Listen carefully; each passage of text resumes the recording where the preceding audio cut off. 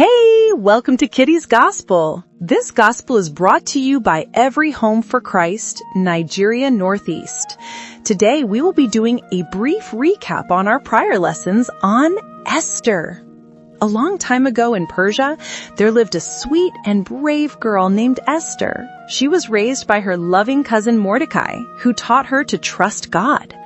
One day, the king needed a new queen, and out of many beautiful girls, he chose Esther because she was kind and gentle.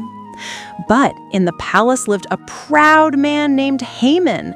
He wanted everyone to bow to him. Mordecai refused because he only bowed to God. This made Haman very angry, and he secretly planned to get rid of all the Jews, including Esther and Mordecai. When Mordecai heard the terrible news, he begged Esther to talk to the king. Esther was scared. Anyone who went to the king without being called could be punished. But she prayed, fasted, and decided to be brave. Esther went to the king, and he smiled at her. Later, at a special feast, she told him about Haman's evil plan. The king became furious and stopped Haman.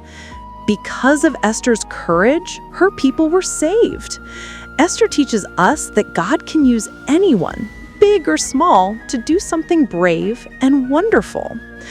Before we go, here are a few questions asked by some of our followers. Question 1, what specific law in Persia made Esther's decision to approach the king dangerous, and how did she navigate it? Under Persian law, no one could enter the king's inner court without being summoned. Anyone who did could be executed unless the king extended his golden scepter. Esther navigated this by fasting, praying, gaining courage, and then approaching the king, who extended the scepter and spared her. Question 2. How did Haman use the royal system of casting lots, also known as pur, to determine the date for the destruction of the Jews? And what does this reveal about Persian decision-making?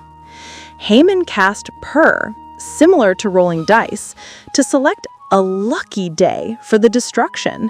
This shows that Persians sometimes relied on chance-based divination for major decisions, believing fate guided their choices. Question 3. How can God use me in this present time in my small town in Gombe like Esther? God can use you in your small town in Gombe just like he used Esther by working through your courage, kindness, and willingness to stand for what is right. When you pray, follow God's guidance, help the people around you, and speak up with love when it matters, God can use your small actions to make a big difference. Just as Esther was placed in the palace for such a time as this, you are placed in Gombe for a purpose, and God can use you right where you are. If you have any further questions, share with us in the comments section. Meanwhile, for our quiz of the week, what administrative powers did the king grant Mordecai after Haman's fall, and how did these powers enable the Jews to defend themselves legally? Answer correctly and stand a chance to win a wonderful prize of our How to Pray ebook. See you next week!